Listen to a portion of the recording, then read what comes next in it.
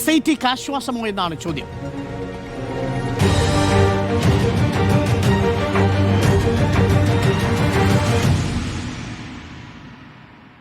നമുക്കിപ്പം PR സുനിൽ കൂടി ചേരുന്നുണ്ട് ഡൽഹിയിൽ നിന്നും ടെലി ട്രാൻസ്പോർട്ടിംഗ് സ്റ്റുഡിയോ സംവിധാനം വഴി. Welcome PR Sunil, good evening. Smriti, SITക്ക് ആശ്വാസമാണോ? പ്രത്യേകിച്ച് CBI അന്വേഷണം ഈ ഘട്ടത്തിൽ ആവശ്യമില്ലെന്നും SITയുടെ അന്വേഷണത്തിൽ പൂർണ്ണ തൃപ്തിയാണ്. സിംഗിൾ ബെഞ്ചിൻ്റെ വിധിയല്ല ദേവസ്വം ബെഞ്ചിൻ്റെ വിധി. സിംഗിൾ ബെഞ്ച് ഓരോ ജാമ്യം കൊടുക്കുന്ന സമയത്തും പുറപ്പെടുവിക്കുന്ന വിധിക്ക് നേരെ എതിരായിട്ടാണ് ദേവസ്വം ബെഞ്ച് വിധി പറഞ്ഞുകൊണ്ടിരിക്കുന്നത് എന്നുള്ളതാണ് കൗതുകകരമായ കാര്യം. ഇപ്പോൾ SITക്ക് ക്ലീൻ ചിറ്റല്ലേ കൊടുത്തിരിക്കുന്നത്? ഒന്നാമത് ഈ SIT രൂപീകരിച്ചിരിക്കുന്നത് ഹൈക്കോടതി ദേവസ്വം ബെഞ്ചാണ്. ദേവസ്വം ബെഞ്ച് ഓരോ ഉദ്യോഗസ്ഥരും ആരാകണം എന്ന് നിശ്ചയിച്ചെടുത്തിരിക്കുന്നതാണ് ഈ അന്വേഷണത്തിന് മുന്നിൽ നിൽക്കുന്ന ഉദ്യോഗസ്ഥരെ. അപ്പോൾ SITയുടെ അന്വേഷണത്തിൽ പൂർണ്ണ വിശ്വാസമുണ്ട് എന്ന് പറയുന്നു. ഇപ്പോൾ ഈ വിശ്വാസവുമായി ബന്ധപ്പെട്ട സംശയം വരാൻ കാരണം പ്രതികൾ ഓരോരുത്തരായി സ്വാഭാവിക ജാമ്യം ലഭിച്ചുകൊണ്ട് പുറത്തേക്ക് ഇറങ്ങുന്നതുകൊണ്ടാണ്. ഇതിനകം തന്നെ മുരാരി ബാബു മുൻ അഡ്മിനിസ്ട്രേറ്റീവ് ഓഫീസർ പുറത്തിറങ്ങിയിരിക്കുന്നു. അടുത്തത് S. ശ്രീകുമാറും, അദ്ദേഹം മുൻ അഡ്മിനിസ്ട്രേറ്റീവ് ഓഫീസറാണ്, പുറത്തിറങ്ങി. D. സുധീഷ് കുമാർ എക്സിക്യൂട്ടീവ് ഓഫീസറായിരുന്നു, അദ്ദേഹം പുറത്തിറങ്ങി. അടുത്തതായി പോറ്റിയുടെ ജാമ്യ ഹർജി നാളെ എടുക്കുകയാണ് കോടതി. സ്വാഭാവിക ജാമ്യം കോടതിക്ക് നിഷേധിക്കാവില്ല എന്നതുകൊണ്ട് നാളെ ഉണ്ണികൃഷ്ണൻ പോറ്റി കേസിലെ 1-ാം പ്രതി പുറത്തിറങ്ങും എന്നുള്ളതാണ് ഈ ആശങ്കയ്ക്ക് അടിസ്ഥാനം. അപ്പോഴാണ് കോടതി ഇന്ന് പറയുന്നത്, ഈ സ്വാഭാവിക ജാമ്യം ലഭിച്ചതുകൊണ്ട് കേസിൽ ഉൾപ്പെട്ടിട്ടുള്ള കുറ്റവാളികൾ ആരും രക്ഷപ്പെടില്ല. അത് പ്രധാനപ്പെട്ട വാചകമാണ്. കേസിൽ ഉൾപ്പെട്ടിട്ടുള്ള ഒരു കുറ്റവാളിയും രക്ഷപ്പെടില്ല എന്നാണ് കോടതി പറയുന്നത്. അതായത് ഇപ്പോൾ ജയിലിൽ കിടക്കുന്ന, ഇനി സ്വാഭാവിക ജാമ്യം വഴി പുറത്തേക്കിറങ്ങാനിരിക്കുന്ന ആരായാലും അവരാരും തന്നെ രക്ഷപ്പെടാൻ പോകുന്നില്ല എന്നുള്ളതാണ്. അത് നമ്മളോട് കോടതി പറയുന്നത് എന്തുകൊണ്ടായിരിക്കാം? നമ്മളോടല്ല, കോടതി അതിൽ ഒരു നിലപാടെടുക്കുന്നത് എന്തുകൊണ്ടായിരിക്കാം? നമ്മൾ കാണാത്ത, നമുക്ക് മുന്നിലെത്താത്ത ഒരുപാട് തെളിവുകൾ ഇതിനകം തന്നെ SIT കോടതിക്ക് മുമ്പിൽ എത്തിച്ചിട്ടുണ്ട് എന്നുള്ളതാണ്. അത് സിംഗിൾ ബെഞ്ചിന് മുന്നിലില്ല. സിംഗിൾ ബെഞ്ച് ജാമ്യം പരിഗണിക്കുമ്പോൾ ഈ പറയുന്ന സീൽ വെച്ച കവറിലെത്തിയിരിക്കുന്ന വിവരങ്ങൾ സ്വാഭാവികമായും സിംഗിൾ ബെഞ്ചിന് അറിയില്ല. പക്ഷേ അപ്പുറത്ത് ദേവസ്വം ബെഞ്ചിന് കൃത്യമായി അറിയാം അവിടെ എന്തൊക്കെ കാര്യങ്ങളിൽ തെളിവുകൾ ഇതിനകം SIT ശേഖരിച്ചു കഴിഞ്ഞിരിക്കുന്നു എന്നുള്ളതാണ്. അതുകൊണ്ടാണ് SIT അവരുടെ ജോലി കൃത്യമായി ചെയ്യുന്നുണ്ട് എന്നും അന്വേഷണ ഉദ്യോഗസ്ഥരുടെ വിശ്വാസ്യത ഏറ്റവും മികച്ചതാണ് എന്നുകൂടി കോടതി രേഖപ്പെടുത്തുന്നത്. മാത്രമല്ല, ഇത് കൊലപാതകവും മർദ്ദനവും ഒക്കെ പോലെ വേഗത്തിൽ പൂർത്തിയാക്കാവുന്ന ഒരു കേസല്ല എന്ന് പറയുന്നു. SIT എന്തുകൊണ്ട് SIT അന്വേഷണത്തിൽ തുടരണം?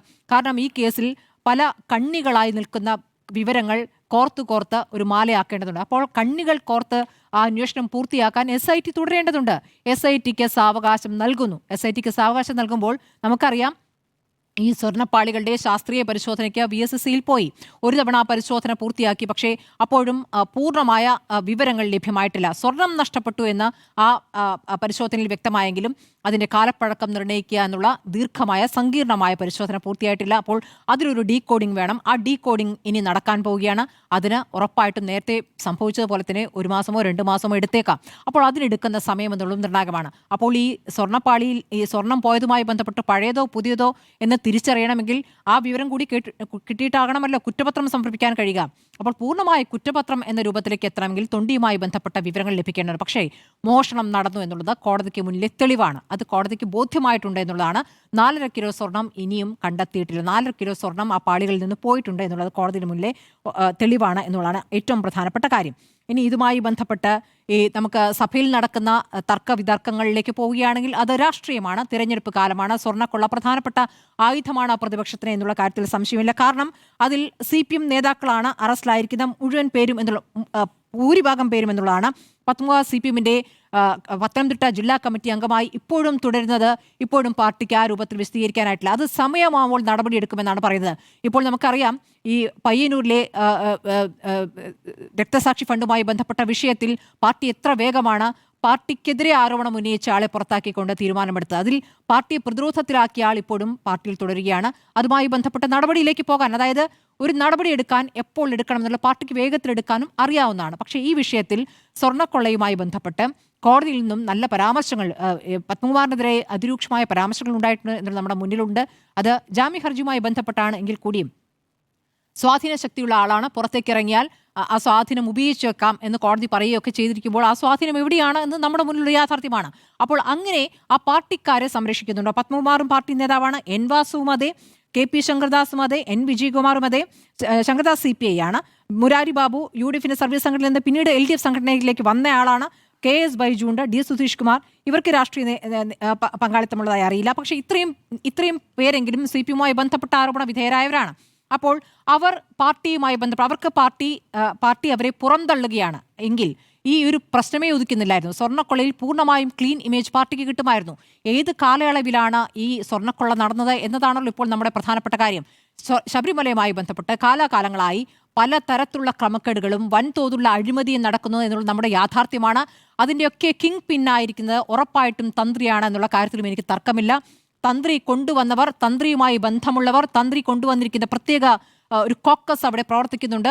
ആ കോക്കസിന്റെ പ്രവർത്തനം എവിടേക്കൊക്കെ നീങ്ങിയിട്ടുണ്ട് എന്നുള്ളതും പരിശോധിക്കേണ്ട കാര്യമാണ്. തന്ത്രി ഇപ്പോൾ ജയിലിനകത്താണല്ലോ എന്നുള്ളതാണ് പ്രധാനപ്പെട്ട കാര്യം. അപ്പോൾ ഈ കാര്യത്തിൽ ഈ പറയുന്ന ഈ പാർട്ടിക്കാരല്ലാതെ ഉള്ള ആളുകളുമായിട്ടൊക്കെ തന്നെ തന്ത്രിക്ക് ഈ ഭരണകാലത്തിന് മുൻപും ബന്ധമുണ്ട്. പോറ്റിയുമായിട്ടായാലും ഈ പറയുന്ന ബാക്കി ഈ പാർട്ടിയുമായി ബന്ധപ്പെട്ടല്ല, ഗോവർദ്ധൻ അടക്കമുള്ള പങ്കജ് ഭണ്ഡാരി അടക്കമുള്ള ആളുകളുമായിട്ടൊക്കെ തന്നെയും ഈ പറയുന്ന തന്ത്രിക്ക് നേരത്തെ ബന്ധമുണ്ട്. അപ്പോൾ ഇതൊക്കെ തന്നെയും പ്രധാനപ്പെട്ട തെളിവാണ്. ഇതിൽ കൂടുതൽ സമയം SITക്ക് ലഭിക്കുമ്പോൾ ഈ പറയുന്ന കണ്ണികൾ വിളക്കിച്ചേർത്തുകൊണ്ട് ഈ സ്വർണം എവിടേക്ക് പോയി എന്നതിലേക്ക് അന്വേഷണം കൊണ്ടുപോകാനും ഈ പരിശോധന പൂർത്തിയാക്കി ആ റിപ്പോർട്ട് സമർപ്പിക്കാനും കഴിയുമെന്നുള്ളതാണ്. ഇതിനകം തന്നെ ഇനി അറസ്റ്റൊന്നും ഉണ്ടാകില്ല എന്ന് നമ്മൾ കേൾക്കുമ്പോഴും ഒരുപക്ഷെ ഇനി 1-2 അറസ്റ്റിലേക്ക് കൂടി പോയേക്കാം എന്നുള്ള സൂചനകളും നമ്മുടെ മുന്നിലുണ്ട്. ഇതൊന്നും തന്നെ കോൺക്രീറ്റ് ആയ വിവരങ്ങളല്ല. കാരണം SIT ആരോടും കൃത്യമായി വിവരങ്ങൾ പറയുന്നില്ല. SIT വളരെ രഹസ്യമായി അന്വേഷണം നടത്തുന്നു. ആ രഹസ്യമായ അന്വേഷണ റിപ്പോർട്ട് കോടതിക്ക് മുന്നിൽ എത്തിക്കുന്നു. കോടതി പുറത്തേക്ക് പറയുന്ന പരാമർശങ്ങളാണ് പലപ്പോഴും നമുക്ക് മുന്നിൽ എത്തിക്കുന്ന പ്രധാനപ്പെട്ട കാര്യങ്ങൾ. ഇനി ഇത് രാഷ്ട്രീയമായി സഭയിൽ ഉന്നയിക്കുമ്പോൾ അവിടെ ഈ പറയുന്ന ഈ കാലത്തെ ദേവസ്വം മന്ത്രിയായിരുന്ന ആളെ കുറ്റപ്പെടുത്തുന്നുണ്ട്. ഇപ്പോഴത്തെ ദേവസ്വം മന്ത്രി രാജിവെക്കണമെന്ന് ആവശ്യപ്പെടുന്നുണ്ട്. ഇപ്പോൾ രാജിവെക്കാൻ എന്ന് പ്രതിപക്ഷത്തിന് ആവശ്യപ്പെടാൻ കഴിയുക ഉറപ്പായിട്ടും ഇപ്പോഴത്തെ ദേവസ്വം മന്ത്രിയാണ്. അപ്പോൾ അതും പറയുന്നു. കാരണം ഈ കാലയളവിലെ 2025-26 കാലയളവിലെ കാര്യങ്ങൾ കൂടി കോടതിയുടെ മുന്നിലുണ്ടല്ലോ. അപ്പോൾ അതൊരു രാഷ്ട്രീയ ആരോപണമായി അവിടെ നിൽക്കുമ്പോൾ തിരിച്ചപ്പുറത്ത് സോണിയാഗാന്ധിയുടെ ചിത്രം കാണിച്ചുള്ള ആരോപണം അവിടെ നിന്ന് ഉന്നയിക്കുന്നു. അപ്പോൾ മുഖ്യമന്ത്രിയുടെ ചിത്രം കാണിച്ച് ഇപ്പോൾ ഇവിടെ നിന്ന് ആരോപണം ഉന്നയിക്കുന്നു. യഥാർത്ഥത്തിൽ ഇതൊന്നുമല്ല. പാർട്ടി സ്വർണ്ണക്കൊള്ളയ്ക്ക് കൂട്ടുനിന്നു എന്ന ആരോപണമൊന്നും ഇവിടെ ശരിയായ ആരോപണമാണെന്ന് ഞാൻ കരുതുന്നില്ല. പക്ഷേ പാർട്ടിക്കാരായ സ്വർണ്ണക്കൊള്ളയിൽ ഭാഗഭാക്കായവരെ പൂർണ്ണമായും തള്ളിക്കളയാൻ പാർട്ടി തയ്യാറാകേണ്ടതുണ്ട്. അങ്ങനെ വരുമ്പോൾ സ്വർണ്ണക്കൊള്ളയിൽ പിന്നീട് ഒരു ആയുധം പ്രതിപക്ഷത്തിന് ഇല്ലാതെയാകും എന്നുള്ളതാണ്. പക്ഷേ നിലവിൽ ഇവരെ സംരക്ഷിക്കുന്ന നടപടി മുന്നോട്ട് കൊണ്ടുപോകുമ്പോൾ ഈ പറയുന്ന പത്മകുമാറിനെ പാർട്ടിയുടെ ഭാഗമായി ഇപ്പോഴും നിലനിർത്തുമ്പോൾ ആ ചോദ്യം അവിടെ ഉയരുക തന്നെ ചെയ്യും. അത് പ്രതിപക്ഷം ഈ തെരഞ്ഞെടുപ്പിൽ ഉപയോഗിക്കുകയും ചെയ്യുമെന്നുള്ളതാണ്. SITക്ക് ആശ്വാസമോ എന്നുള്ളതാണ് ചോദ്യം. നമുക്കൊപ്പം പിയാസുൽ കൂടിയുണ്ട്. പിയാസുലിൽ SITക്ക് ആശ്വാസം കിട്ടിയ മറ്റൊരു ദിവസം എന്ന് പറയാം അല്ലേ? അതായത് ഈ സിംഗിൾ ബെഞ്ച് വിധിക്കെതിരെ തുടർച്ചയായ ഹൈക്കോടതിയിൽ നിന്ന് SITക്ക് തഴുകലാണ് കിട്ടുന്നത്. പക്ഷേ പ്രതിപക്ഷം SITയെ വലിയ രീതിയിൽ സംശയിക്കുന്നു. ഇന്നിപ്പോൾ പ്രതിപക്ഷത്തിന് കൂടി കിട്ടിയ ഒരു തിരിച്ചടിയാണോ SITയുടെ ഈ ആശ്വാസം? SITക്ക് ആശ്വാസത്തിനൊപ്പം വലിയ ആത്മവിശ്വാസം നൽകുന്നതാണ് ഹൈക്കോടതിയുടെ ഉത്തരവ്. അരുൺ ചൂണ്ടിക്കാണിച്ചതുപോലെ തന്നെ വലിയ പ്രതിസന്ധിയാണ് SIT നേരിട്ടത്. ഒന്ന്, ഈ SITയുടെ വിശ്വാസ്യത തന്നെ ചോദ്യം ചെയ്തുള്ള പ്രതിപക്ഷത്തിന്റെ പ്രതിഷേധം ഒരു വശത്ത്, സർക്കാരിന്റെ സ്വാധീനം SITയിൽ ഉണ്ട് എന്നുള്ള പ്രതിപക്ഷത്തിന്റെ ആരോപണം. അപ്പോൾ ആ ആരോപണങ്ങൾക്കൊക്കെ ഏറ്റ ഒരു തിരിച്ചടിയാണ് ഇന്ന് ഹൈക്കോടതിയിൽ നിന്നുണ്ടായത് എന്ന കാര്യത്തിൽ യാതൊരു തർക്കവും വേണ്ട. ഹൈക്കോടതിക്ക് SITയിൽ യാതൊരു വിശ്വാസക്കുറവുമില്ല. SITയുടെ അന്വേഷണ നീക്കത്തിൽ ഹൈക്കോടതി തൃപ്തരാണ്. SIT ഈ രീതിയിൽ അന്വേഷണവുമായി മുന്നോട്ട് പോയാൽ മതിയെന്ന് ഹൈക്കോടതി വളരെ വ്യക്തമായി പറയുന്നു. മാത്രമല്ല, ഈ കേസിൽ ഇനിയിപ്പോൾ അന്വേഷണ റിപ്പോർട്ട് വൈകിയാൽ പോലും അത് കുഴപ്പമില്ല എന്ന് ഹൈക്കോടതി തന്നെ തീരുമാനിക്കുന്നുണ്ട്. കൂടാതെ ഈ ശാസ്ത്രീയ പരിശോധന വൈകിയാലും അതിന്റെ സമയമെടുത്ത് ചെയ്തോട്ടെ എന്നൊരു തീരുമാനത്തിലേക്ക് ഹൈക്കോടതി എത്തുന്നുണ്ട്. ആ തരത്തിൽ SITക്ക് കൂടുതൽ സ്വാതന്ത്ര്യം നൽകുന്നു, SITക്ക് കൂടുതൽ ഒരു റിലീഫ് നൽകുന്നു. SITയോട് സ്വതന്ത്രമായി അന്വേഷിച്ച് മുന്നോട്ട് പോകാനുള്ള എല്ലാ പിന്തുണയും ഹൈക്കോടതി നൽകിയിരിക്കുകയാണ്. ഇനിയിപ്പോൾ ഈ കേസിലെ ഏതെങ്കിലും പ്രതികൾ സ്വാഭാവിക ജാമ്യത്തിലേക്ക് പോയാൽ അതും കുഴപ്പമില്ല എന്ന് ഹൈക്കോടതി പറയുകയാണ്. അതായാലും നേരത്തെ സ്മൃതി ചൂണ്ടിക്കാണിച്ചതുപോലെ തന്നെ വളരെ പ്രസക്തമായ കാര്യം എന്നത് ഈ കേസുമായി ബന്ധപ്പെട്ട് വളരെ കൃത്യമായ ധാരണ ഹൈക്കോടതിക്കുണ്ട്. ഹൈക്കോടതിയുടെ മുമ്പിൽ SIT നൽകിയ കൃത്യമായ അന്വേഷണ റിപ്പോർട്ടുകളുണ്ട്, അതിന്റെ വിവരങ്ങളുണ്ട്. ആ വിവരങ്ങൾ പരിശോധിച്ച ശേഷമാണല്ലോ ഹൈക്കോടതി ഇങ്ങനെ ഒരു തീരുമാനം എടുത്തിരിക്കുന്നത്. സ്വാഭാവികമായും അത് SITക്ക് വലിയ ആത്മവിശ്വാസം നൽകുന്നതാണ്. അപ്പോൾ ഇനിയിപ്പോ സർക്കാർ സ്വാധീനത്തിലാണ് SIT പ്രവർത്തിക്കുന്നത് എന്ന് പ്രതിപക്ഷത്തിന് ആരോപിക്കാൻ പറ്റില്ല. SITയെ ഇനി വലിയ പ്രതിരോധത്തിലാക്കി പ്രതിപക്ഷത്തിന് മുന്നോട്ട് പോകാനാകില്ല. ഏതായാലും SITക്ക് ഇനി ആത്മവിശ്വാസത്തോടെ മുന്നോട്ട് പോകാം, അന്വേഷണവുമായി ശക്തമായി മുന്നോട്ട് പോകാം. ഏതായാലും ഈ കേസിൽ തന്ത്രി ജയിലിൽ കിടക്കുന്നു എന്നത് വളരെ പ്രധാനപ്പെട്ടതാണ്. തന്ത്രിയെ SITക്ക് അറസ്റ്റ് ചെയ്യാൻ കഴിഞ്ഞു എന്നത് ഈ കേസിലെ വലിയ വിജയമാണ്. ആരെയാണ് അറസ്റ്റ് ചെയ്തത്? ശബരിമലയിലെ തന്ത്രിയാണ് ശബരിമല ഭരിക്കുന്നത്. തന്ത്രിക്കൊക്കെ തന്നെ അന്ന് വലിയ പിന്തുണ തന്ത്രി അറസ്റ്റിലായതിനു ശേഷം തന്ത്രിക്ക് വലിയ പിന്തുണ പ്രഖ്യാപിച്ച് തന്ത്രിയുടെ വീട്ടിൽ പോയ BJP നേതാക്കളെ നമുക്കറിയാം. അപ്പോൾ അങ്ങനെയൊക്കെയുള്ള ഒരു തന്ത്രിയെ അറസ്റ്റ് ചെയ്ത് ജയിലിലിടാൻ SITക്ക് കഴിഞ്ഞു എന്നത് വലിയ വിജയമാണ്. ഏതായാലും അതൊക്കെ ഹൈക്കോടതി വിലയിരുത്തിയ ശേഷമാണ് ഇങ്ങനെ ഒരു തീരുമാനമെടുത്തിരിക്കുന്നത്. അപ്പോൾ ഇനിയുള്ള അന്വേഷണം ഹൈക്കോടതി നിരീക്ഷിക്കും. ഹൈക്കോടതിയുടെ നിരീക്ഷണത്തിൽ തന്നെയായിരിക്കും ഇനിയുള്ള അന്വേഷണമൊക്കെ തന്നെ മുന്നോട്ട് പോവുക. ഏതായാലും കേരളത്തിൽ ഇപ്പോൾ നിയമസഭയിൽ നമ്മൾ ഇന്ന് കാണുന്നത് സ്വർണ്ണക്കൊള്ള ഉയർത്തി തന്നെയാണ് അവിടെ പ്രതിപക്ഷം മുന്നോട്ട് പോകുന്നത്. സ്വർണ്ണക്കൊള്ളയിൽ ഇപ്പോൾ മന്ത്രിയുടെ രാജി ആവശ്യപ്പെടുന്നു, വലിയ പ്രതിഷേധമുയർത്തുന്നു. ഇന്ന് അവിടെ നിന്ന് കുറച്ചുകൂടി മാറി സോണിയാഗാന്ധിയെ അപമാനിക്കുന്നു എന്ന ഒരു ആരോപണത്തിലേക്ക് പ്രതിപക്ഷം എത്തുകയാണ്. അങ്ങനെ നിയമസഭയിൽ വലിയ നാടകീയ കാഴ്ചകളൊക്കെ തന്നെയാണ് കഴിഞ്ഞ ദിവസം കാണുന്നത്. നിയമസഭാ കവാടത്തിൽ 2 MLA-മാരുടെ സത്യാഗ്രഹ സമരം തുടരുന്ന ഒരു സാഹചര്യമൊക്കെ തന്നെയുണ്ട്. പക്ഷേ എനിക്ക് ചോദിക്കാനുള്ളത്, സ്വർണ്ണക്കൊള്ള ഇനിയും ഇതുപോലെ ഉയർത്തിയിട്ട് കോൺഗ്രസിന് എത്ര നാൾ മുന്നോട്ട് പോകാനാകും, UDFന് മുന്നോട്ട് പോകാനാകും എന്നതാണ്. കാരണം നമുക്ക് സ്വർണ്ണക്കൊള്ളയിൽ ഹൈക്കോടതി മേൽനോട്ടത്തിൽ അന്വേഷണം നടക്കുന്നു, SIT അതിന്റെ ഭാഗമായി മുന്നോട്ട് പോകുന്നു. ഇപ്പോൾ വരുന്ന ആരോപണങ്ങൾ എന്തൊക്കെയാണ്, അല്ലെങ്കിൽ പുറത്തു വരുന്ന വിവരങ്ങൾ എന്തൊക്കെയാണ്? ഇത് LDF സർക്കാരിന്റെ കഴിഞ്ഞ 10 വർഷത്തിനിടയിൽ മാത്രം നടന്നൊരു തട്ടിപ്പാണോ? അല്ല, അതിനു മുൻപുള്ള കാലത്തും ഇതിൽ വലിയ തട്ടിപ്പ് നടന്നിട്ടുണ്ട്. ഈ തട്ടിപ്പിന്റെ തുടക്കം ആരംഭിക്കുന്ന എവിടെ നിന്നാണ്? ആ UDF സർക്കാർ ഭരിച്ച കാലത്ത് നിന്നാണ്. UDF സർക്കാരിന്റെ കാലത്തുണ്ടായിരുന്ന ദേവസ്വം ബോർഡിന്റെ കാലത്താണ് ഈ തട്ടിപ്പിന്റെ തുടക്കം എന്നൊക്കെ ഇന്ന് നമ്മുടെ TV പ്രസാദ് തന്നെ റിപ്പോർട്ട് ചെയ്ത പുതിയ വിവരമുണ്ടല്ലോ. അവിടുത്തെ താഴിക മണികൾ മാറ്റുന്നതിന് വേണ്ടി അവിടെ അന്നത്തെ കാലത്ത് പ്രയാർ ഗോപാലകൃഷ്ണന്റെ കാലത്ത് അജയ് തറയിൽ അന്ന് ദേവസ്വം ബോർഡിന്റെ ഭാഗമായി ഉണ്ടായിരുന്ന സമയത്താണ് ഉണ്ണികൃഷ്ണൻ പോറ്റിക്ക് അതിനുള്ള ഉത്തരവ് നൽകുന്നത്, നിർദ്ദേശം നൽകുന്നത്. അപ്പോൾ ആ കാലത്ത് തന്നെ തുടങ്ങി ആ തട്ടിപ്പ് പിന്നീട് LDF സർക്കാർ ഭരിച്ച സമയത്തെ ദേവസ്വം ബോർഡിന്റെ കാലത്ത് നടന്നു. അതുകൊണ്ട് LDF സർക്കാരിന്റെ കാലത്ത് ഉണ്ടായിട്ടുള്ള ഈ ദേവസ്വം ബോർഡിനും വീഴ്ച പറ്റിയിട്ടുണ്ട്. അതിനു മുൻപുള്ള UDF സർക്കാരിന്റെ കാലത്തെ ദേവസ്വം ബോർഡിനും വീഴ്ച പറ്റിയിട്ടുണ്ട്. പക്ഷേ ഇത് കണ്ടെത്തിയത് ഹൈക്കോടതിയാണ്. ഹൈക്കോടതി സ്വതന്ത്രമായ അന്വേഷണം പ്രഖ്യാപിച്ചു, SIT രൂപീകരിച്ചു, അതിനായി ഉദ്യോഗസ്ഥരെയും തീരുമാനിച്ചു. അന്വേഷണം ശക്തമായി മുന്നോട്ട് പോകുന്നു. എത്ര പേരെ അറസ്റ്റ് ചെയ്തു? CPM നേതാക്കളെ അറസ്റ്റ് ചെയ്ത് ജയിലിലിട്ടില്ലേ? അതുകൊണ്ട് SITയുടെ കാര്യത്തിൽ ഹൈക്കോടതിക്ക് ഏതായാലും ഒരു സംശയമില്ല. പക്ഷേ ഇവിടെ പ്രതിരോധത്തിലായത് UDFും BJPയുമാണ്. ഈ കേസ് CBIക്ക് വിടണമെന്നാണ് BJPയും അതുപോലെ തന്നെ UDFും കോൺഗ്രസും ഒക്കെ ആവശ്യപ്പെട്ടത്, അല്ലേ? ഡൽഹിയിലെത്തുമ്പോൾ BJP ഏറ്റവും വലിയ ശത്രു, കേരളത്തിലെത്തുമ്പോൾ CBI ഏറ്റവും വലിയ മിത്രമാകുന്നത് എങ്ങനെയാണ്? എന്റെ ഒരു സംശയമാണ് UDFനെ സംബന്ധിച്ചിടത്തോളം. ഏതായാലും രാജീവ് ചന്ദ്രശേഖരനോട് ഇന്നിപ്പോൾ വന്ന വഴിക്ക് തിരിച്ചു പോകാൻ ഹൈക്കോടതി പറഞ്ഞു കഴിഞ്ഞു.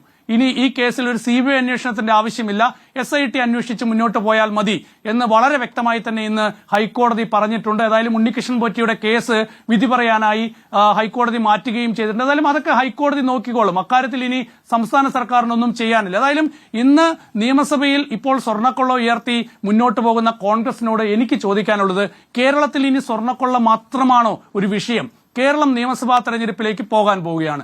അപ്പോൾ നമ്മൾ മനസ്സിലാക്കേണ്ട ഒരു കാര്യം എന്ന് പറയുന്നത്, നോക്കൂ, ഒരു പൊതു ബജറ്റ് അവതരിപ്പിക്കപ്പെട്ടു.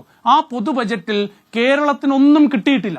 കേരളത്തിന് ഒരു ആമയെ മാത്രമാണ് കിട്ടിയത് എന്ന് ഇപ്പോൾ വലിയ വിമർശനം ഉയരുമ്പോൾ, ഇത്തരം വിഷയങ്ങളിൽ ഇനിയുള്ള മുന്നോട്ടുള്ള ദിവസങ്ങൾ ഒരുപക്ഷെ ഈ UDF ഒരുപക്ഷെ തെരഞ്ഞെടുപ്പിൽ വിജയിക്കുകയാണെങ്കിൽ കേരളം ഭരിക്കേണ്ടത് UDF ആണ്. അപ്പോൾ എങ്ങനെ മുന്നോട്ട് പോകും? സാമ്പത്തികമായി എത്രത്തോളം പ്രതിസന്ധിയിലാണ് സംസ്ഥാനം? അപ്പോൾ അത് പരിഹരിക്കാൻ എങ്ങനെ നീങ്ങണം? ഇപ്പോൾ സംസ്ഥാന സർക്കാരിനെ പ്രതിരോധത്തിലാക്കുന്ന മറ്റ് വിഷയങ്ങൾ എന്തൊക്കെയാണ്?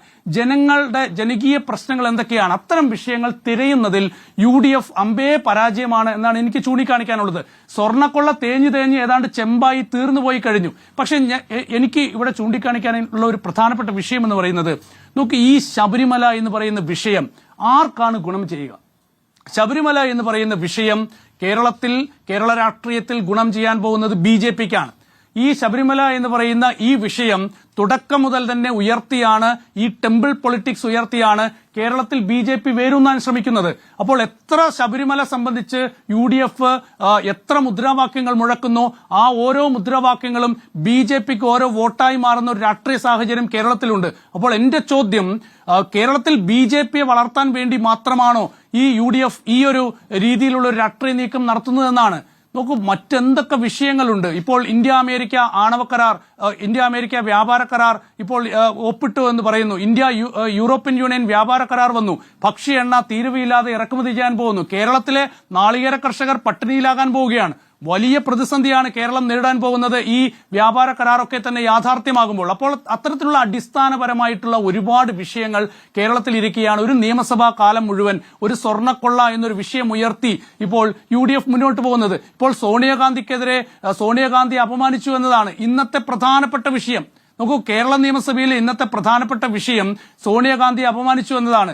2015 എന്നിട്ട് ഇന്ന് കേരള നിയമസഭയിൽ ഉണ്ടായിട്ടുള്ള ഈ ഒരു സംഘർഷ സാഹചര്യങ്ങളെയൊക്കെ തന്നെ പ്രതിപക്ഷ നേതാവ് VD സതീശൻ ന്യായീകരിക്കുന്നത് മുൻപ് 2015 കേരള നിയമസഭയിൽ കാണിച്ച ആളുകൾ ഞങ്ങളെ പഠിപ്പിക്കേണ്ട എന്നൊക്കെയാണ് പറയുന്നത്.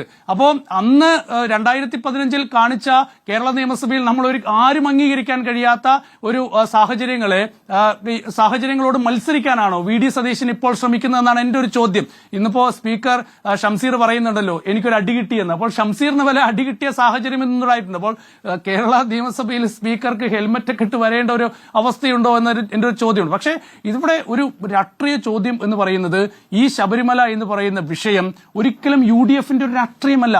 ശബരിമല എന്ന് പറയുന്ന വിഷയം ഇതുപോലെ ഉയർത്തുമ്പോൾ കേരളത്തിൽ വളരുന്നത് BJP ആണ്. അത് നമ്മുടെ നാട്ടിലെ മതസൗഹാർദ്ദത്തെ തകർക്കുന്ന രാഷ്ട്രീയത്തിന്റെ വിജയമായി മാറാൻ പോവുകയാണ്.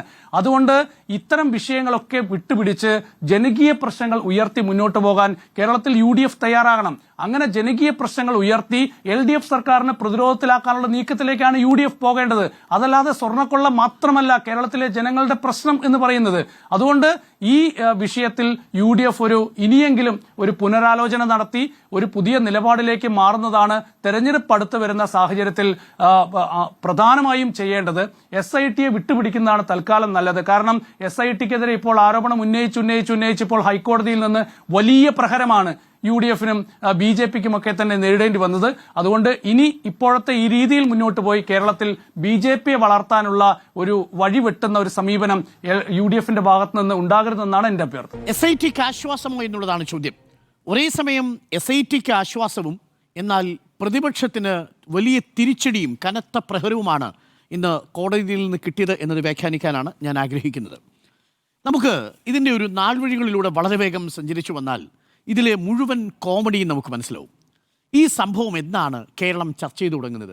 നിയമസഭയിൽ 2025 സെപ്റ്റംബർ മാസം 20-ാം തീയതി ആഗോള അയ്യപ്പ സംഗമവുമായി ബന്ധപ്പെട്ട് വലിയ ചർച്ചകൾ നടക്കുന്നതിനിടയിലാണ്, അതിന് തൊട്ടു മുമ്പ് രാഹുൽ മാങ്കൂട്ടത്തിന് വിഷയം വരുമ്പോഴാണ് ഒരു ബോംബ് വരാൻ പോകുന്നു എന്ന പ്രതിപക്ഷ നേതാവിൻ്റെ വാക്കുകൾ കേൾക്കുന്നത്. പിന്നീട് ഈ ഉണ്ണികൃഷ്ണൻ പോറ്റിയെ വളരെ പെട്ടെന്ന് നാടകീയമായി അവതരിപ്പിക്കുകയായിരുന്നു. ഉണ്ണികൃഷ്ണൻ പോറ്റി എത്തി അതുവരെയും നമ്മുടെ മുന്നിലൊന്നും ചർച്ച ചെയ്യാത്ത ഒരു താങ്ങുപീഠത്തിൻ്റെ കഥയുമായിട്ട് വരുന്നു. പ്രതിപക്ഷം അത് സഭയിൽ ഉന്നയിക്കുന്നു. അതിനുശേഷം പിന്നീട് തീ പിടിക്കുന്ന ഈ വാർത്ത ഇപ്പോഴും അവസാനിച്ചിട്ട് ആളിക്കത്തുകയാണ്. അന്ന് ഉണ്ണികൃഷ്ണൻ പോറ്റിയെ കൂട്ടുപിടിച്ച് സർക്കാരിനെതിരെ ആരോപണം ഉന്നയിച്ചത് പ്രതിപക്ഷമാണ് എന്നുള്ളതാണ് ആദ്യത്തെ പ്രധാനപ്പെട്ട കാര്യം. അവിടെ മുതൽ ഈ നിമിഷം വരെയും ഇതൊരു സുവർണാവസരമാക്കി എങ്ങനെയാണ് BJPയും കോൺഗ്രസും ഉപയോഗിച്ചത് എന്നുള്ളതിൻ്റെ വിവരങ്ങളാണ് ഇപ്പോൾ പുറത്തു വന്നുകൊണ്ടിരിക്കുന്നത്.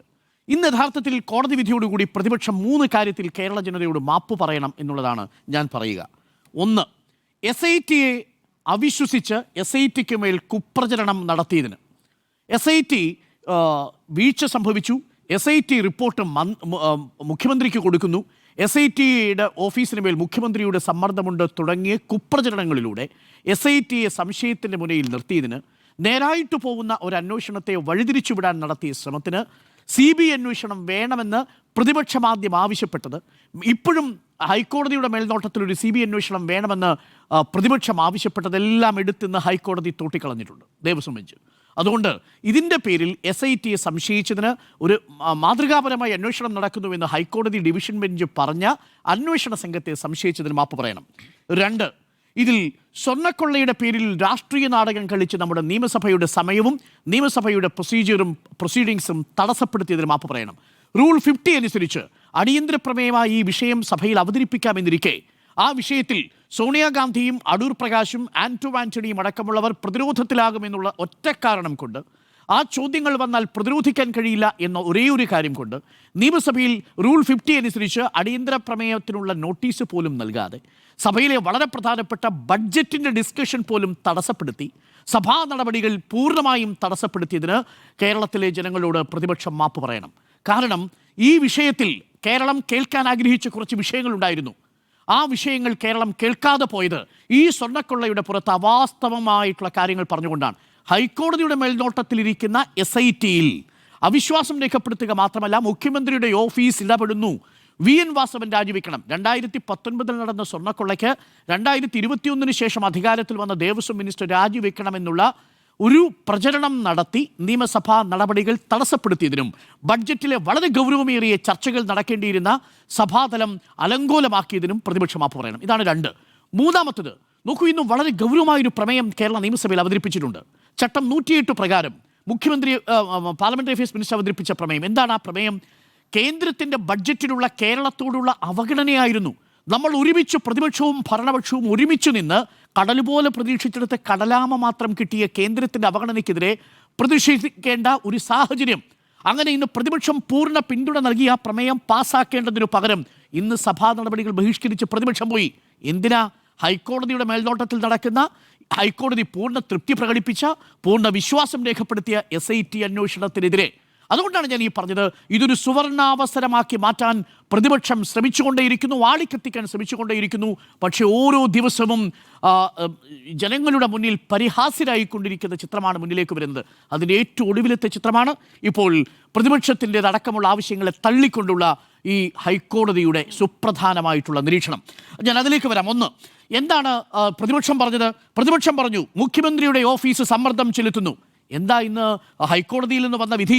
ഏറ്റവും നിരീക്ഷണം, ഹൈക്കോടതി പറഞ്ഞിരിക്കുന്ന വാചകം ഇങ്ങനെയാണ്: ഏറ്റവും വിശ്വാസ്യതയുള്ള അന്വേഷണമാണ് ഇപ്പോൾ നടക്കുന്നത്. SIT-യുടേത് ഏറ്റവും വിശ്വാസയോഗ്യമായ അന്വേഷണമാണ്.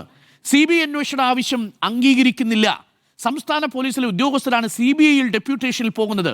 ഏറ്റവും വിശ്വാസ്യതയുള്ള ഉദ്യോഗസ്ഥരാണ് കേസ് അന്വേഷിക്കുന്നത്.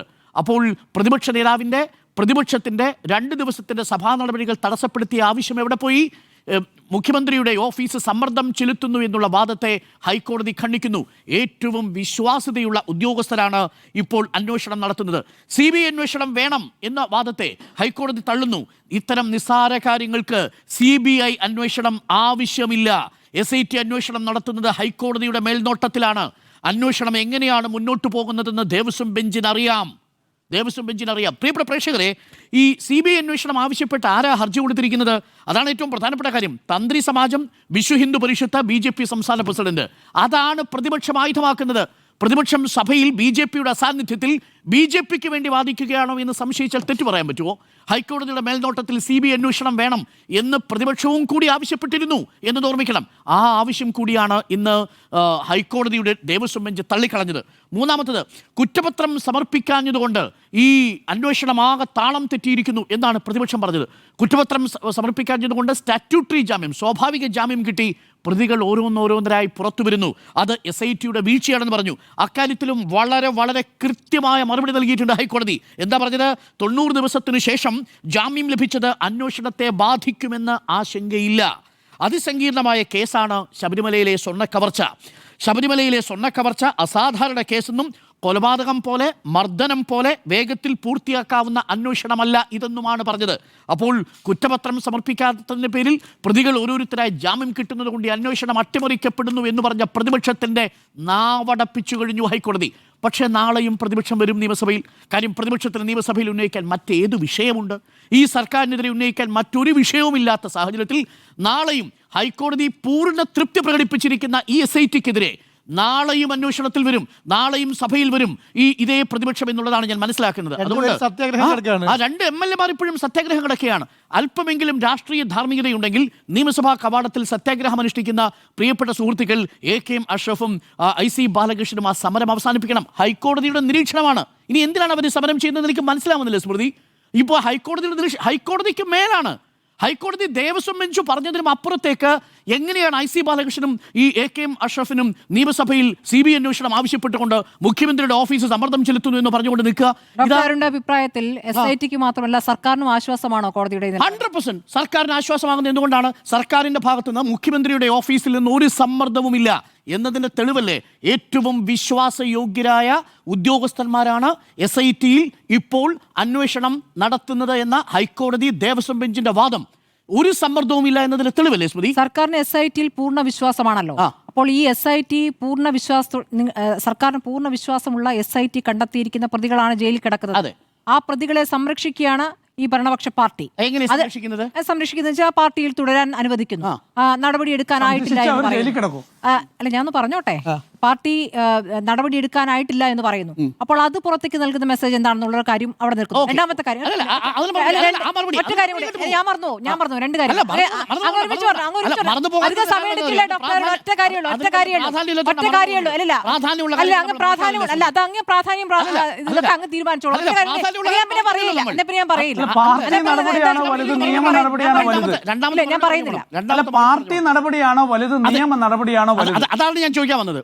നിയമ നടപടി പാർട്ടി നടപടിയാണോ വലുത്, അല്ല നിയമ സുനിൽ, നടപടിയാണോ? നിയമ നടപടി സർക്കാർ ആലോചിക്കേണ്ട, അത് കോടതി ചെയ്തോളും. നിയമ നടപടിയല്ലേ വലുത്? അല്ല, പാർട്ടി നടപടി എന്തെടുക്കണം പാർട്ടി തീരുമാനിക്കില്ല. പാർട്ടി പുറത്തേക്ക് നൽകുന്ന മെസ്സേജ് ഉണ്ടല്ലോ. ശരി, അതിനുള്ള എന്റെ മറുപടി കേട്ടോളൂ സ്മൃതി. ഇപ്പോൾ നടക്കുന്ന അന്വേഷണത്തിന്റെ ഭാഗമായി പത്മകുമാറിനെ നിയമപരമായി സംരക്ഷിക്കാൻ ഈ അന്വേഷണ സംഘത്തിന്റെ മുന്നിൽ ചോദ്യം ചെയ്യുന്നതിൽ നിന്നോ, അന്വേഷണ സംഘം ഇവരെ അറസ്റ്റ് ചെയ്യുന്നതിൽ നിന്നോ, അതുമായി ബന്ധപ്പെട്ട തെളിവുകൾ നശിപ്പിക്കുന്നതിനോ സർക്കാരിന്റെ ഏതെങ്കിലും ഏജൻസി ഈ നിമിഷം വരെയും ശ്രമിച്ചിട്ടുണ്ടോ? അങ്ങനെ ചെയ്യാൻ പറ്റുമോ?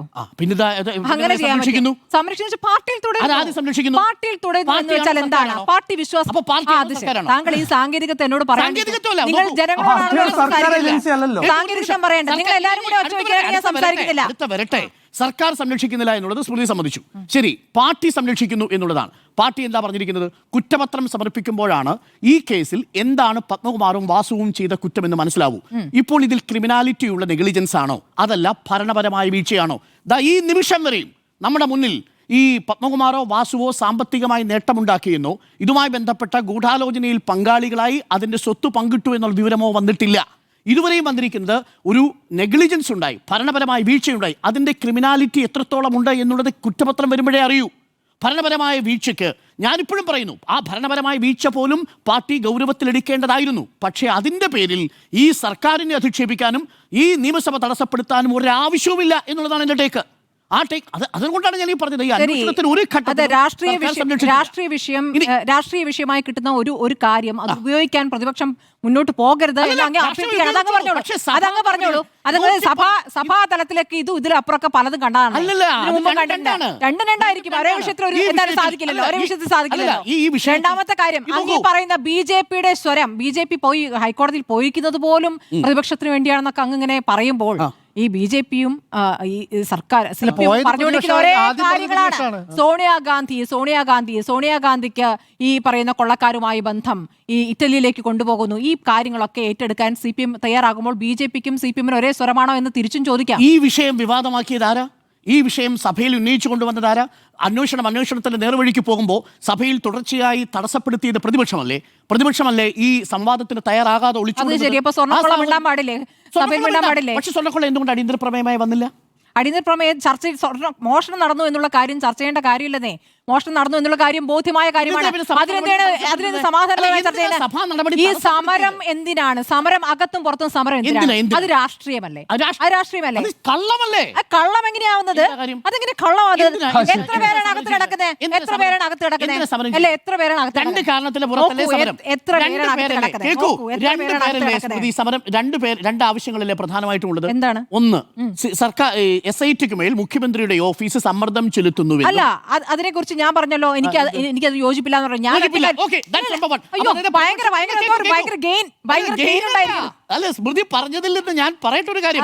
സ്മൃതി തന്നെ സമ്മതിക്കുന്നു, പ്രതിപക്ഷം നിയമസഭയിൽ ഉന്നയിച്ച ഒരു പ്രധാനപ്പെട്ട ആവശ്യത്തിന് അടിസ്ഥാനമില്ല. അതിനിപ്പോൾ ഹൈക്കോടതി വിധിയുടെ പുറത്തു വന്നു. സർക്കാരിന്റെ ഭാഗത്ത് നിന്ന് SIT-ക്ക് മേൽ സമ്മർദ്ദമില്ല. അത് സ്മൃതി അംഗീകരിക്കുന്നു. രണ്ടാമത്തെ ആവശ്യം എന്താ? VN വാസവൻ രാജിവെക്കണോ? ഒരു മിനിറ്റ്. ഈ രണ്ട് ആവശ്യങ്ങളേ ഉള്ളൂ. ഈ ആവശ്യം ക്വസ്റ്റ്യൻ ആൻസർ പരിപാടിയാണ്. ഞാനില്ല.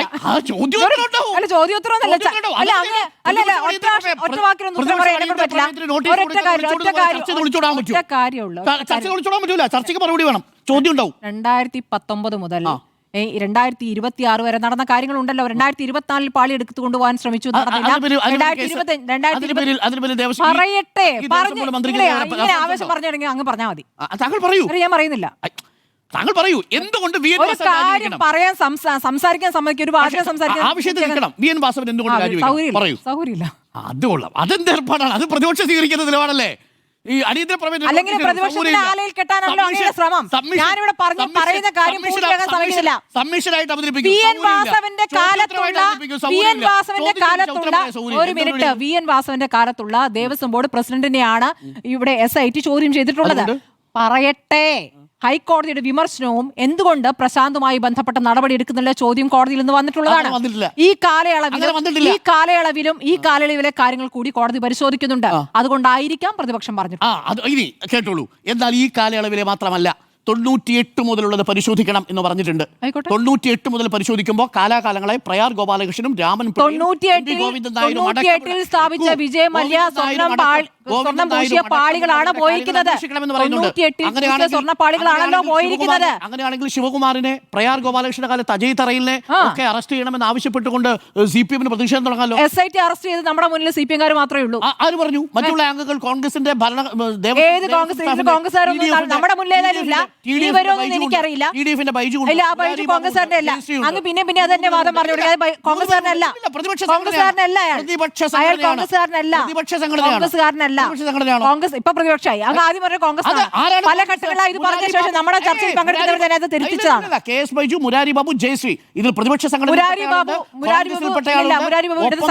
ആര് പറഞ്ഞു? ആദ്യം ഈ സംഘടനയിൽ അംഗമായിരുന്നു മുരാരി ബാബു ഇടത് സംഘടനയിലാണ് ഉള്ളത്. അപ്പൊ സ്മൃതി കാര്യമില്ല. സ്മൃതി തന്നെ സമ്മതിക്കുന്നു. അങ്ങ് സമ്മതിക്കുന്നു പറഞ്ഞ് വാദിച്ച് ഞാൻ ഒറ്റ കാര്യം ഞാൻ പറയുന്നുള്ളൂ. ഇല്ല, ഇപ്പോൾ ജയിലിൽ കിടക്കുന്നവർക്ക് CPM-മായി ബന്ധമുണ്ട്.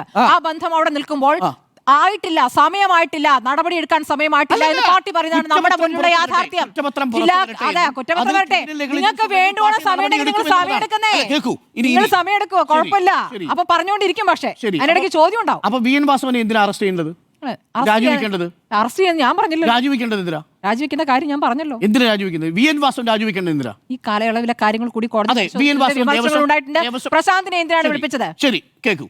VN വാസവൻ എന്ന ദേവസ്വം മന്ത്രിക്ക് ദേവസ്വം ബോർഡ് എടുക്കുന്ന തീരുമാനത്തിൽ ഇടപെടാൻ പറ്റുമോ? ഒരു കാര്യം, ഈ അങ്ങേയറ്റം ദയവ് ചെയ്ത് എന്നോട്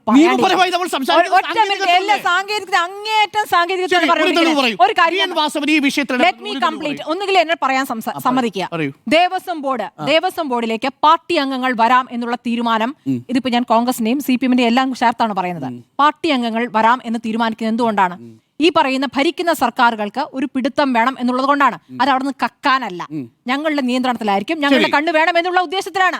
അങ്ങനെ ഉദ്ദേശത്തിലാണ് ഇവിടെ പറയുന്ന എൻ വാസു ആയാലും പത്മകുമാർ ആയാലും, പ്രത്യേകിച്ച് പിണറായി വിജയൻ താല്പര്യത്തിൽ തന്നെയാണ് ഇവർ വന്നിട്ട് നമ്മൾ മുമ്പ് പലതവണ ചർച്ച ചെയ്തിട്ടാണെന്നേ. അപ്പോൾ ആ ഉത്തരവാദിത്തം അവിടെ നിൽക്കുന്നു. പിന്നെ അവിടെ വൺസ് അവിടെ ഇരുന്ന് കഴിഞ്ഞു കഴിഞ്ഞാൽ ഞങ്ങൾ അങ്ങോട്ട് നോക്കുന്നേ ഇല്ല, പിന്നെ അവരുടെ കയ്യിലാണ് എന്ന മട്ടിലൊന്നും പറയാൻ പറ്റില്ല. ഈ സ്വർണ്ണമോഷണം നടന്നത് എപ്പോഴാണ്? 2019 അന്ന് VN വാസവൻ മിനിസ്റ്റർ ആണോ?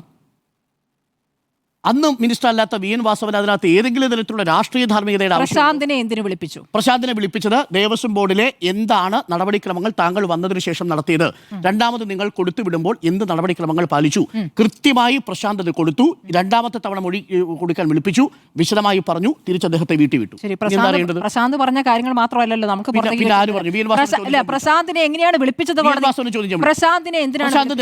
ദേവസ്വം ബോർഡിന്റെ പ്രസിഡന്റാണ് പത്മകുമാർ കഴിഞ്ഞ്. പ്രശാന്തുമായി ബന്ധപ്പെട്ട് കോടതിയിലേക്ക് വന്ന തെളിവെന്താണ്? പ്രശാന്തുമായി ബന്ധപ്പെട്ട് കോടതിയിലേക്ക് വന്ന തെളിവെന്താണ്? കോടതിയിൽ വന്ന തെളിവ് അഭിഭാഷക കമ്മീഷണറെ അറിയിച്ചില്ല എന്നത് മാത്രമാണ്. പോറ്റിയുടെ കയ്യിൽ ദേവശില്പ പാളി കൊടുത്തിട്ടില്ലെന്ന് മാത്രമല്ല, കട്ടളപ്പാളി കൊടുത്തില്ലെന്ന് മാത്രമല്ല, ചട്ടപ്രകാരം കൊടുത്തുവിടുകയും അതിനുശേഷം തിരിച്ചു വരുമ്പോൾ 9 ഗ്രാം കൂടുതൽ ഉണ്ടാവുകയും ചെയ്തു. പോറ്റിയുടെ അടുത്ത് കൊടുത്തുവിടാൻ വേറെ ആളടുത്ത് കൊടുത്തുവിടുന്നല്ല, പോറ്റിയുടെ കയ്യിൽ നേരിട്ട് കൊടുത്തില്ല എന്നുള്ളതാണ്. പോറ്റിയുടെ കയ്യിലേക്കല്ല കൊടുത്തിട്ടില്ല എന്നുള്ളത് ശരി തന്നെ. പോറ്റിയുടെ കൈവശം കൊടുത്ത പോറ്റിയെ തന്നെ വിട്ടില്ല എന്നുള്ള കാര്യം ശരി തന്നെ. അതുമല്ല പോറ്റിയുടെ കയ്യിൽ നിന്ന് മാത്രമല്ല, എങ്ങനെയാണോ കൊണ്ടുപോകേണ്ടത് ആ കൊണ്ടുപോകേണ്ട രീതിയിൽ മാത്രമാണ് കൊടുത്തുവിട്ടത്.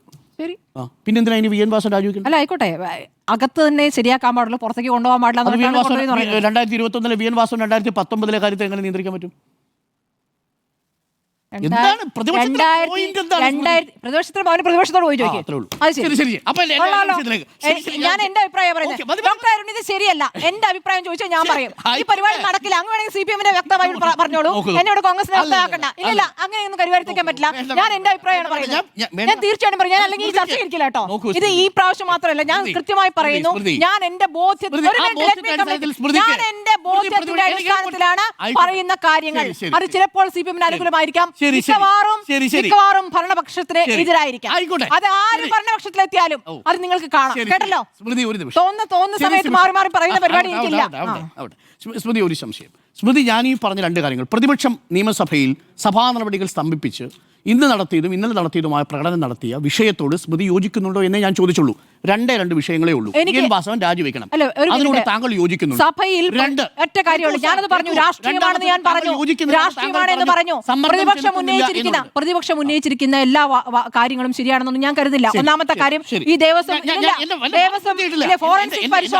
ഫോറൻസിക് പരിശോധന തുടങ്ങിയ കാര്യങ്ങളൊന്നും ആ ഫോറൻസിക് പരിശോധന ആവശ്യമില്ല.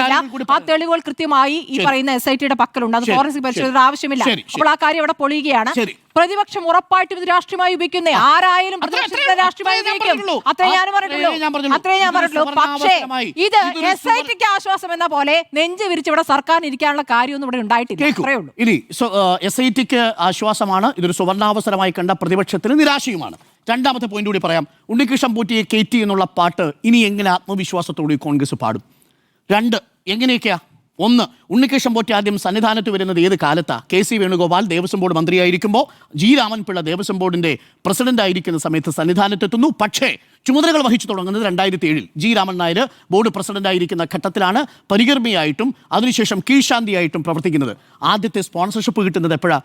രേഖാമൂലമല്ലാത്ത ആദ്യത്തെ സ്പോൺസർഷിപ്പ് അന്നദാനത്തിന്റെ രൂപത്തിൽ 2013. പ്രിയപ്പെട്ട പ്രേക്ഷകർ മനസ്സിലാക്കുക, 2013 അന്നദാനത്തിന് വേണ്ടി 5 ലക്ഷം രൂപ സ്പോൺസർ ചെയ്തുകൊണ്ടാണ് ഉണ്ണികൃഷ്ണൻ പോറ്റി സ്പോൺസർഷിപ്പ് പദവിയിലേക്ക് ഉയരുന്നത്. ആരാണ് ഉയർത്തുന്നത്?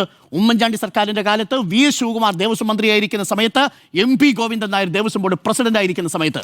അതാണ് ഇന്ന് നമ്മൾ പുറത്തുവിട്ട TV പ്രസാദ് പുറത്തുവിട്ട വാർത്തയുണ്ട്, നമ്മളുടെ ബ്രേക്കിംഗ് വാർത്തയാ. എന്താ?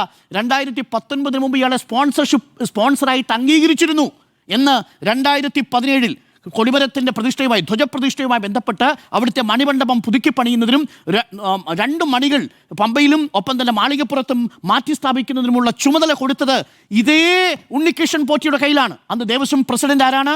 2017 ദേവസ്വം പ്രസിഡന്റ് പ്രയാർ ഗോപാലകൃഷ്ണൻ. ആ ദേവസ്വം ബോർഡിലെ അംഗത്തിന്റെ പേര് അജയ് തറയിൽ.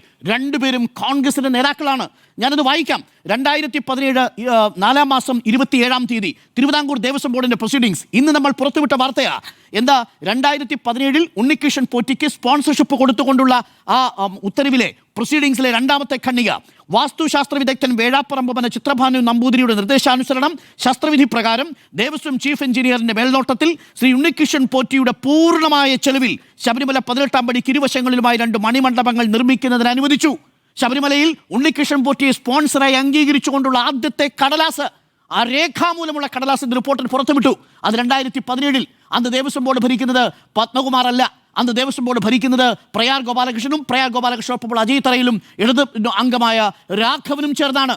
അപ്പോൾ ആദ്യമായി സ്പോൺസർഷിപ്പ് കൊടുക്കുന്നത്, അനൗദ്യോഗികമായ അന്നദാനത്തിന് സ്പോൺസർഷിപ്പ് കൊടുക്കുന്നത് UDFന്റെ ഭരണകാലത്ത്, UDF Devaswom board MP Govindan നായരുടെ കാലത്ത്, രേഖാമൂലം കൊടുക്കുന്നത് പ്രയാർ ഗോപാലകൃഷ്ണൻ പ്രസിഡന്റ് ആയിരിക്കുന്ന സമയത്ത്.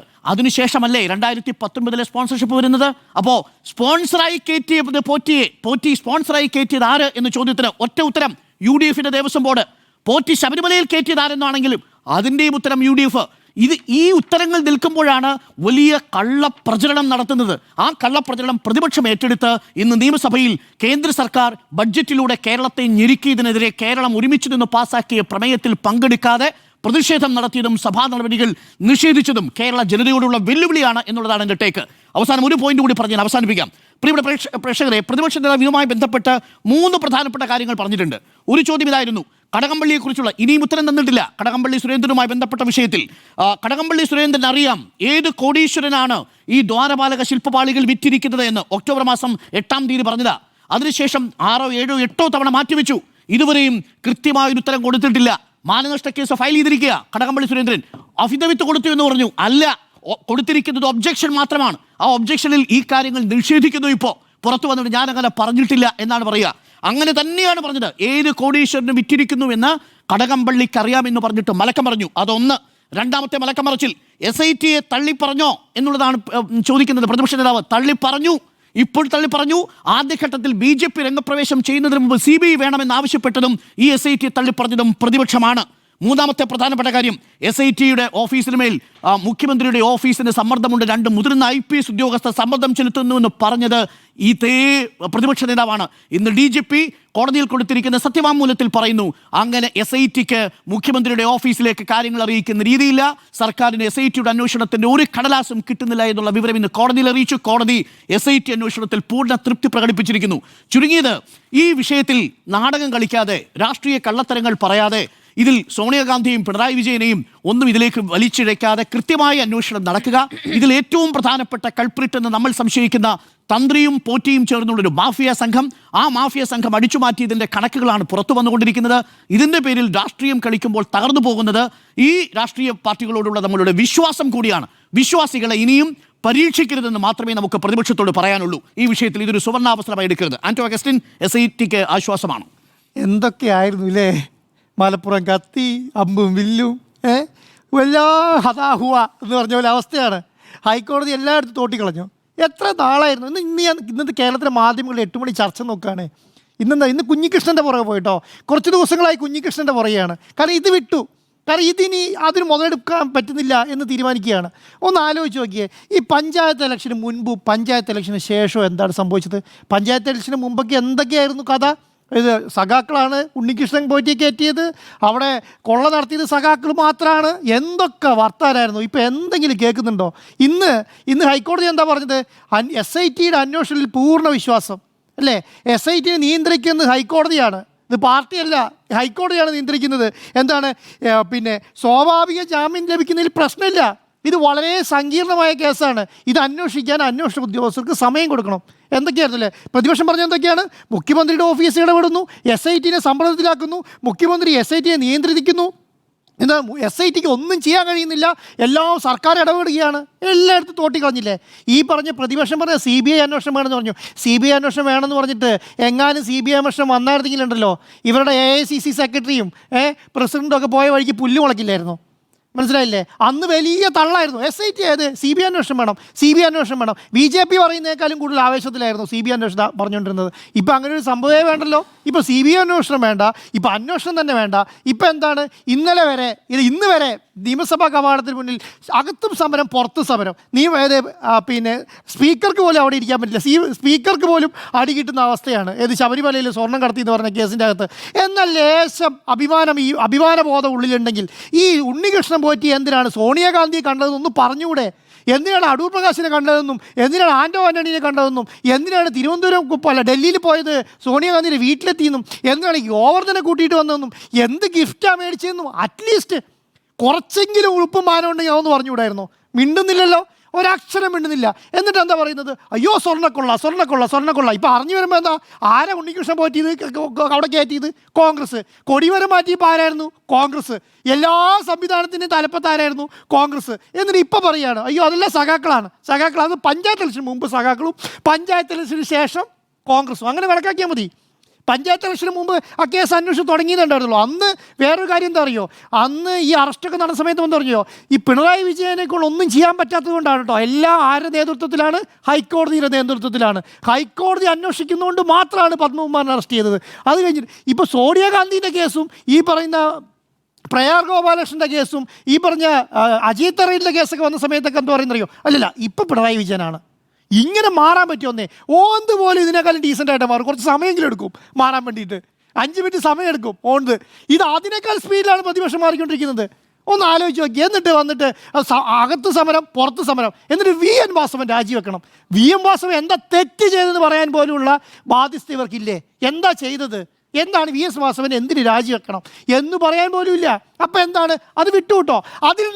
അതിൽ നിന്ന് കിട്ടേണ്ട മുതലെടുപ്പിൻ്റെ അവസാനം കേരളത്തിൽ ഇവരുടെ കൂടെ വെക്കുന്ന മാധ്യമങ്ങൾക്ക് മനസ്സിലായിട്ടോ. അപ്പോൾ അടുത്ത സംവിധാനത്തെ കൊണ്ടുവരികയാണ്.